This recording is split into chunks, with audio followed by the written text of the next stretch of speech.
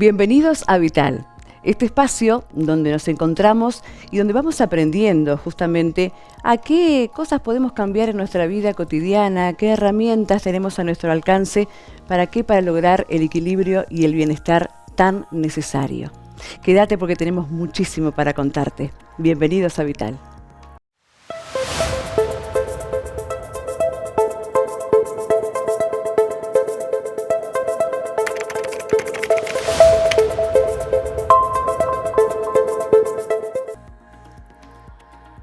La Organización Mundial de la Salud habla de lo elemental, lo fundamental que es este elemento para nuestro bienestar y para nuestra salud.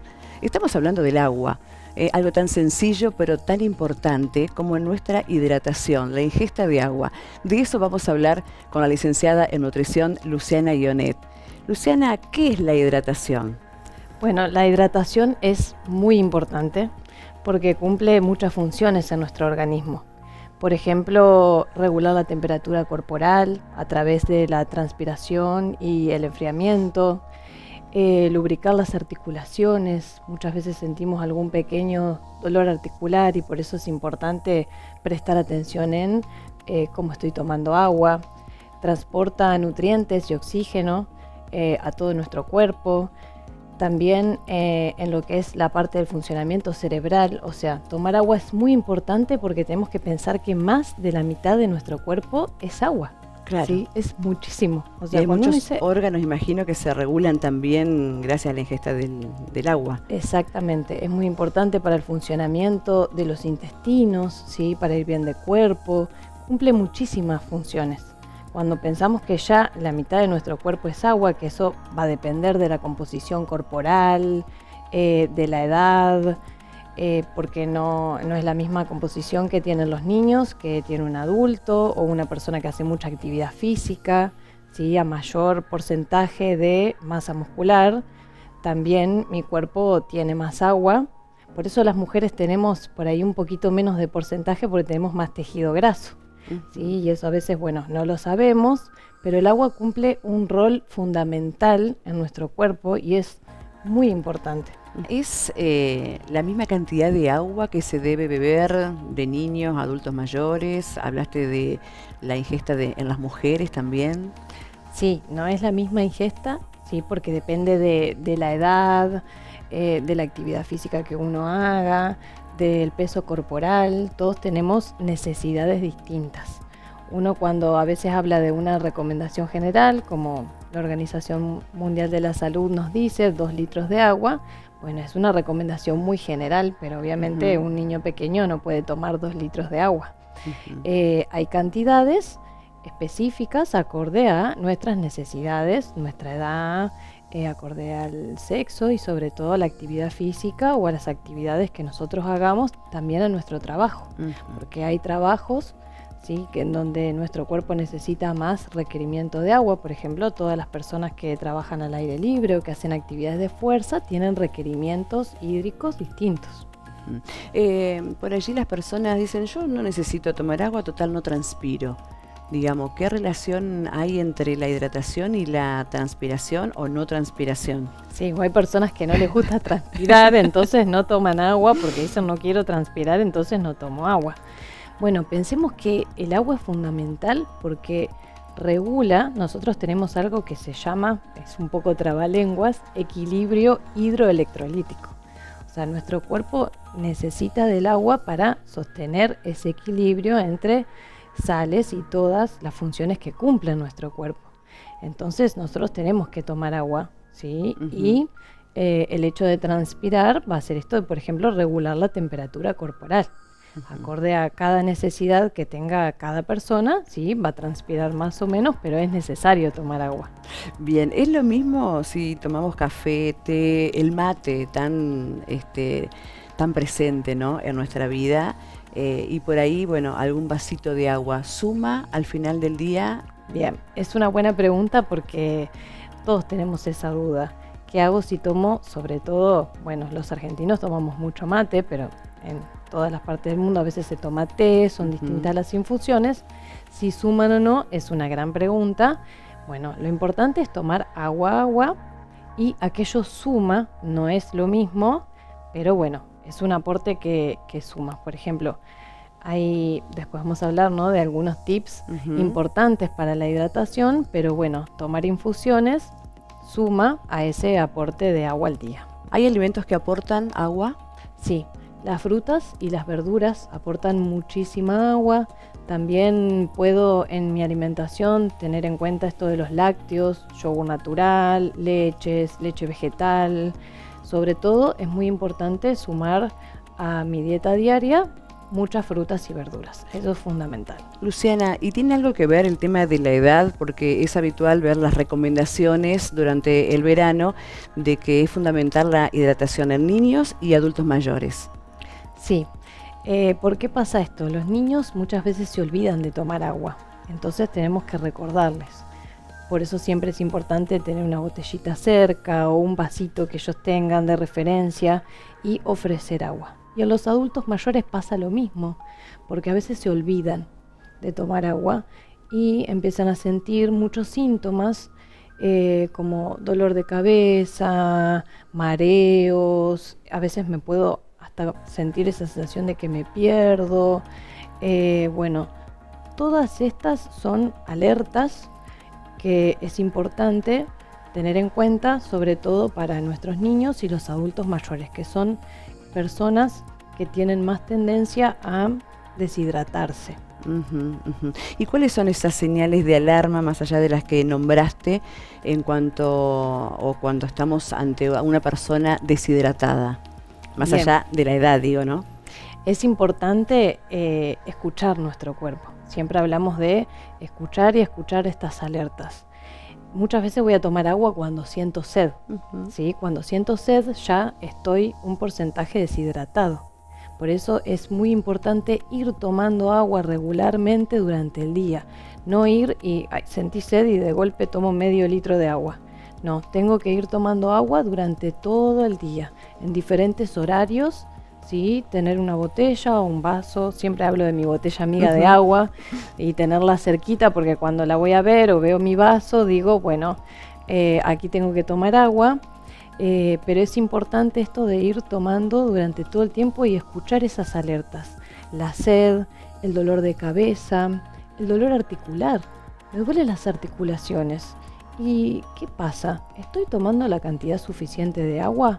No voy bien de cuerpo. ¿Estoy tomando la cantidad suficiente de agua? Esto de, bueno, el color de la orina, ¿sí? A veces tenemos que mirar nuestra orina y ver si es transparente o un amarillo muy pálido. Bueno, todas estas señales son importantes para saber si me estoy hidratando de forma correcta. Bien, ¿existe la sobrehidratación? Sí, existe, porque a veces cuando hablamos de tomar agua hay personas que toman hasta demasiada agua y también es importante tener un equilibrio. Volvemos a esto que decíamos, ¿no?, de nuestro equilibrio hidroelectrolítico. Si me paso de agua, también a través de la orina, de la transpiración, voy a eliminar sales que son importantes para mi organismo. Por eso es importante tener un equilibrio en mi ingesta de agua acorde a lo que voy a necesitar. ¿Da señales la sobrehidratación? Puede dar síntomas muy similares a cuando estoy deshidratado. ¿Sí? Puedo sentir algún mareo o transpirar demasiado.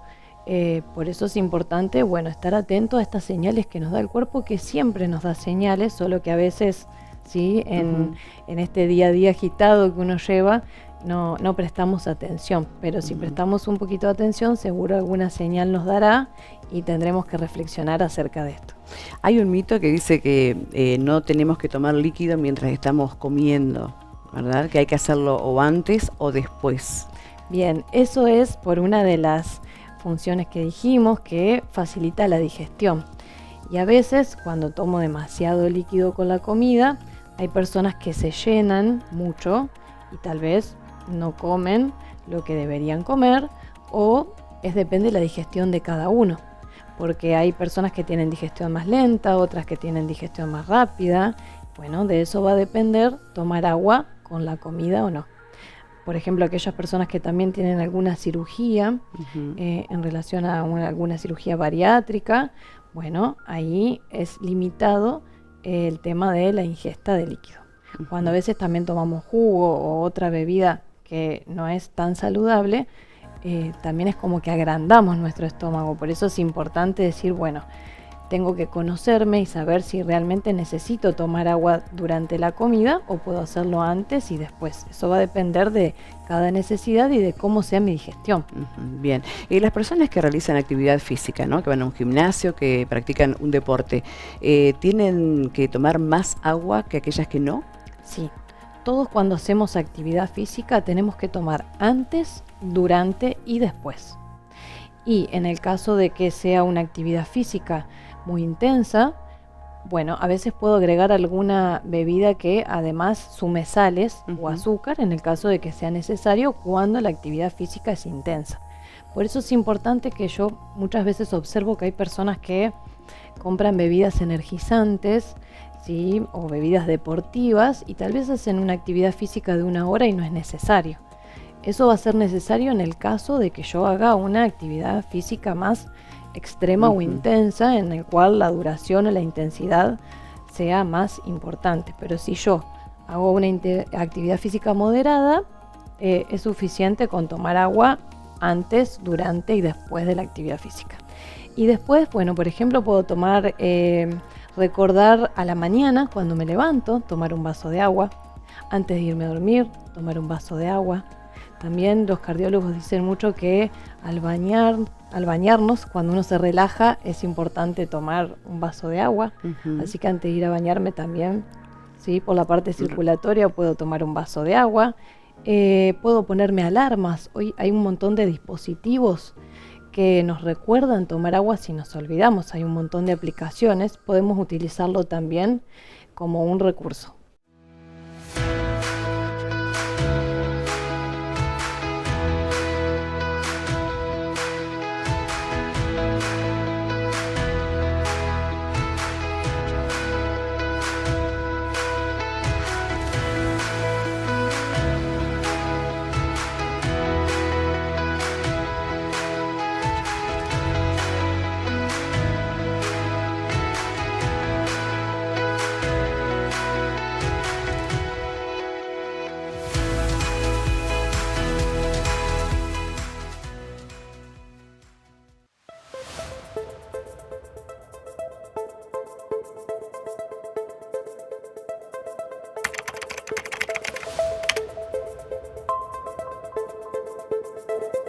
Seguramente cuando uno es joven no dimensiona o no se pone a pensar que con el paso de los años hay tal vez algunas cuestiones que ya no vamos a poder hacer, o que tal vez haciendo algo ahora sí vamos a poder prevenir algunas cuestiones del paso de los años.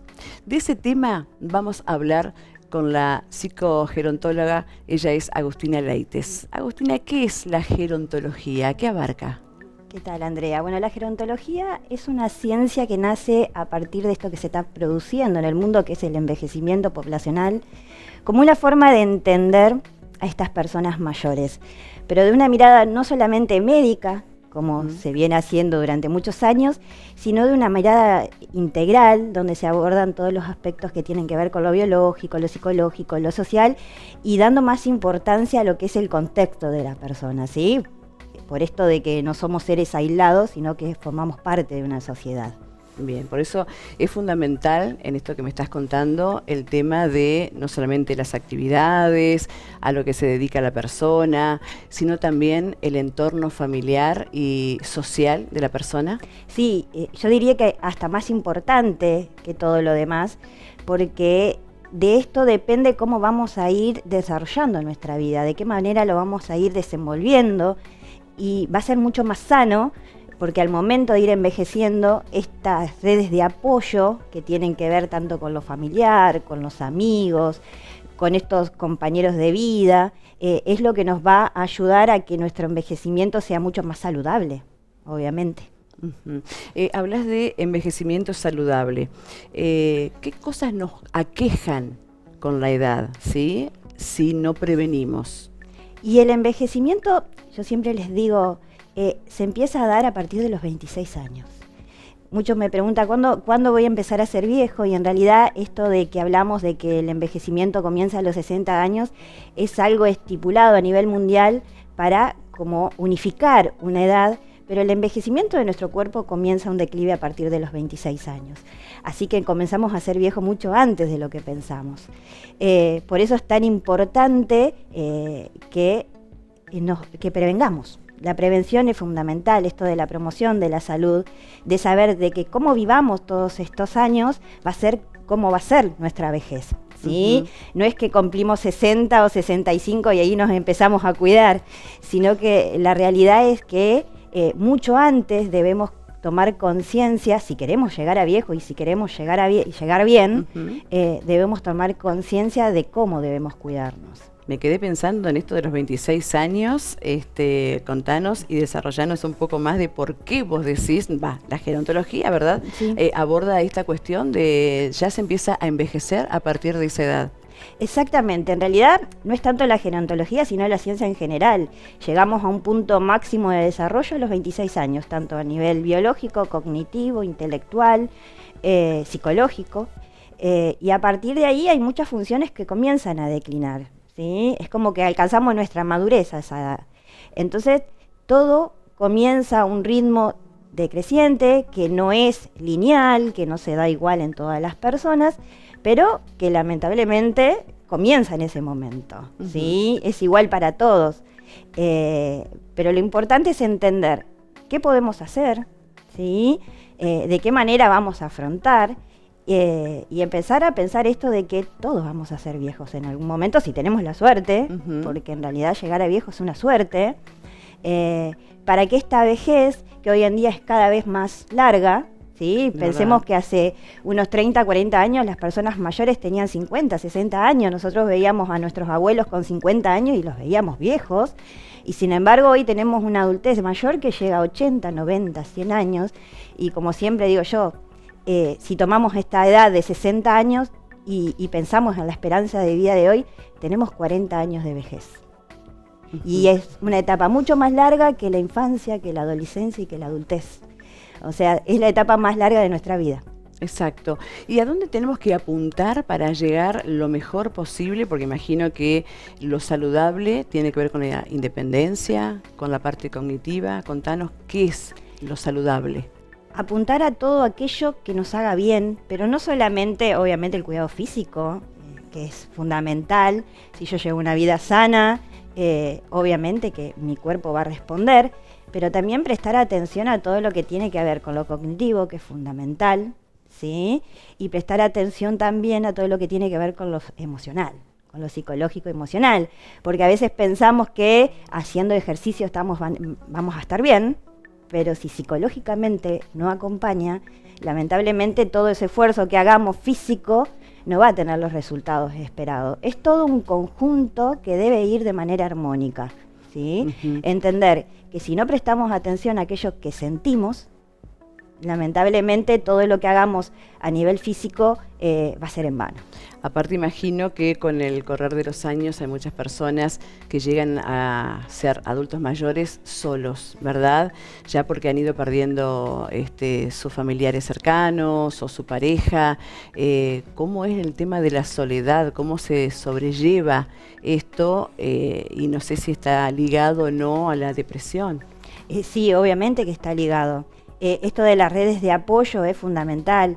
Y hoy se da una particularidad, esto de las mujeres mayores solas, más que los hombres mayores solos, porque sabemos que las mujeres tienen mayor esperanza de vida, ¿sí? Y una esperanza de vida de 7, 8 años de diferencia con el hombre. Entonces, encontrar mujeres viudas, ¿sí?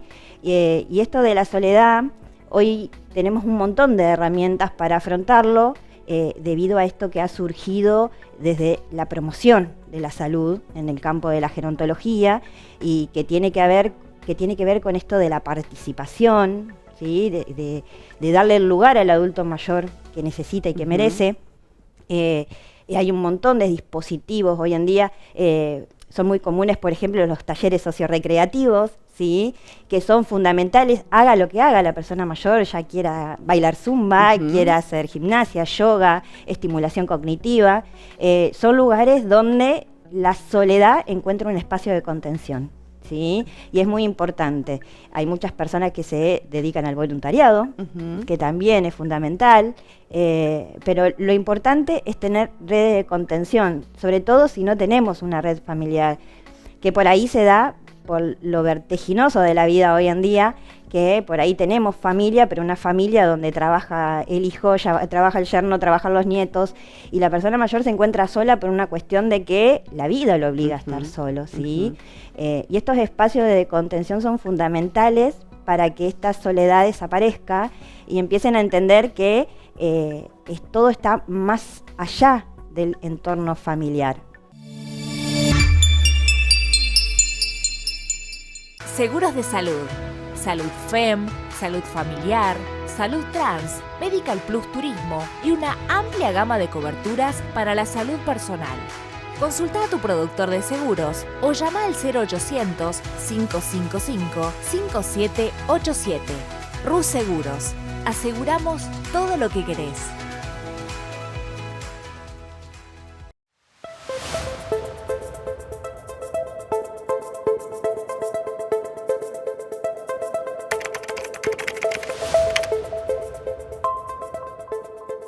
Vamos a ocuparnos de un tema que preocupa realmente a nivel mundial y mucho más en la República Argentina y que afecta no solamente a la persona que lo padece, sino también a todo su entorno y tiene que ver con el suicidio.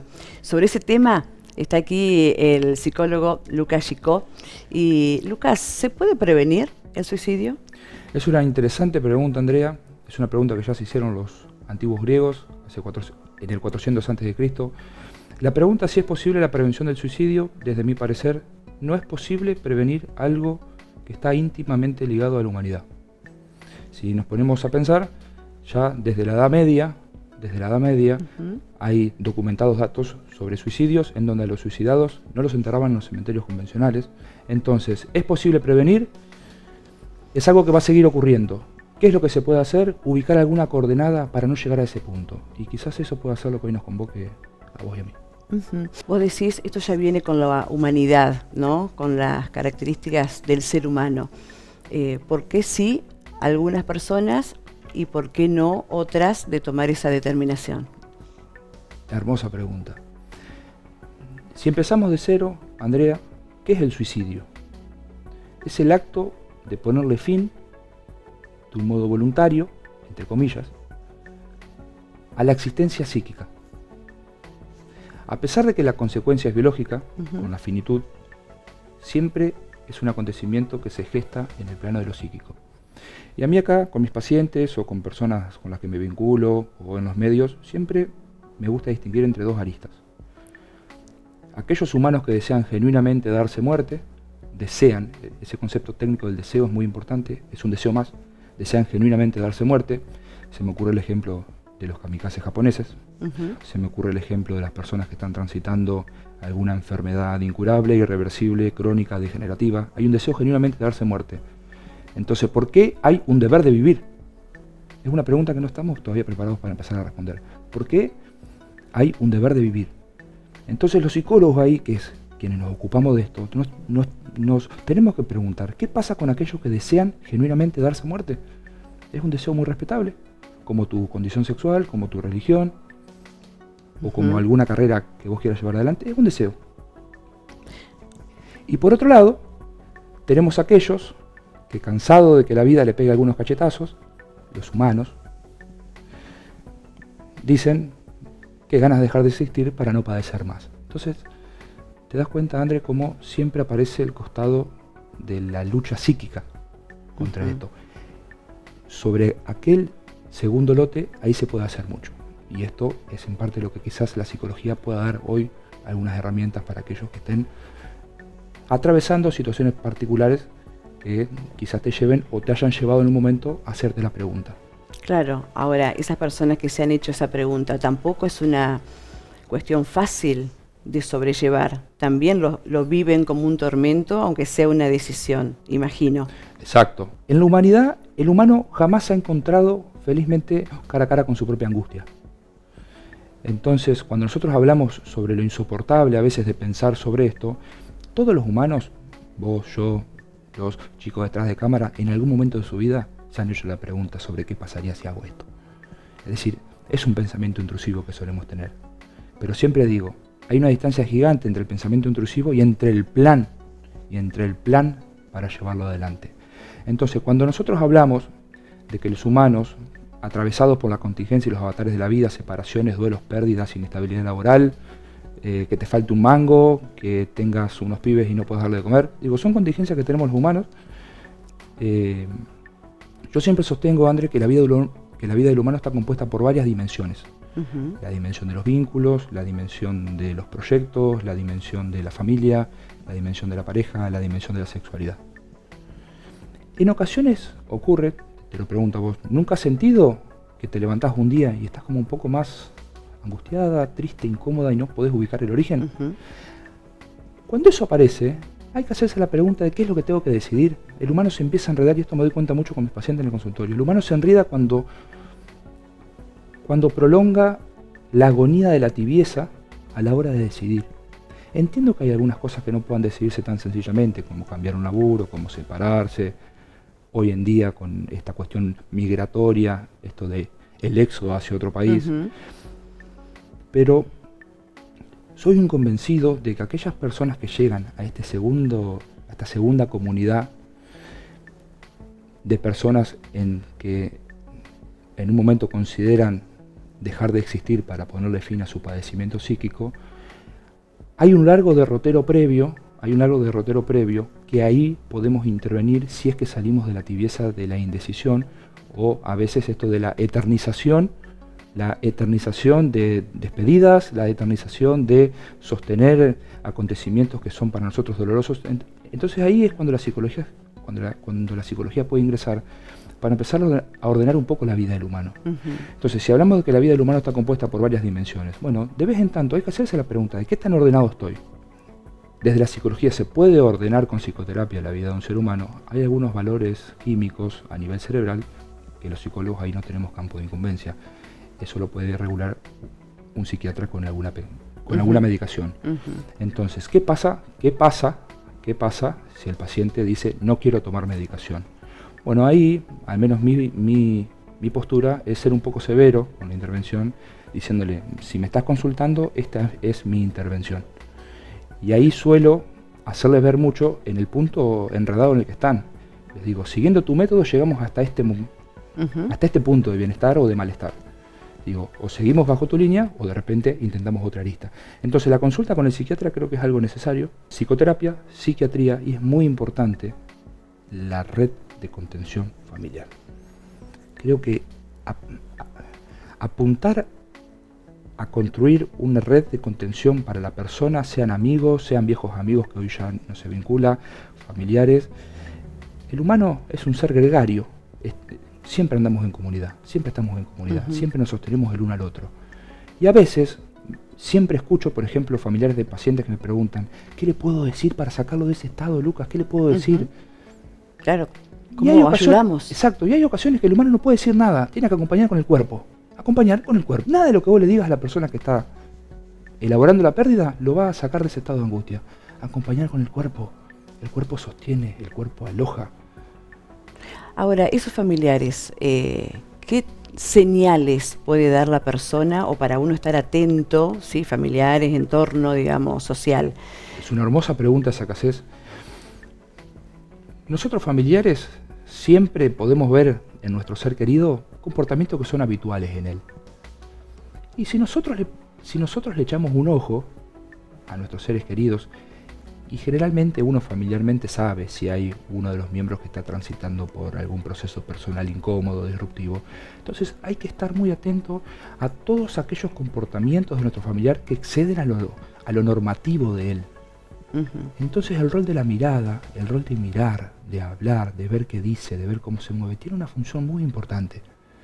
Entonces, a tu pregunta, ¿qué puede hacer un familiar? Mirar, hablar, preguntar, hasta que uno pueda llegar a tomar del comportamiento del otro, el discurso del otro, pequeños elementos que exceden, que quedan por fuera de lo que nuestro ser querido es. ¿Me explico? Sí, sí. Entonces ahí es cuando un familiar puede también empezar a advertir que algo está ocurriendo. Hace un rato fuera de cámara vos me preguntabas de qué puede hacer un familiar. ¿Qué puede hacer un familiar? Ujú. Sí, si la persona no quiere dejarse ayudar también. La persona no, eso es un interesante punto. Eso es un interesante punto y muy doloroso para los familiares. En primer lugar, yo considero que es necesario poner sobre la mesa a nivel familiar lo que está ocurriendo. Llegado el caso que el psiquiatra haya indicado una medicación, que sea la familia quien se encarga de administrarla, ahora y a tiempo preciso. Claro. Digo, la familia puede tener el sostenimiento del padecimiento del otro y puede oficiar como colaborador.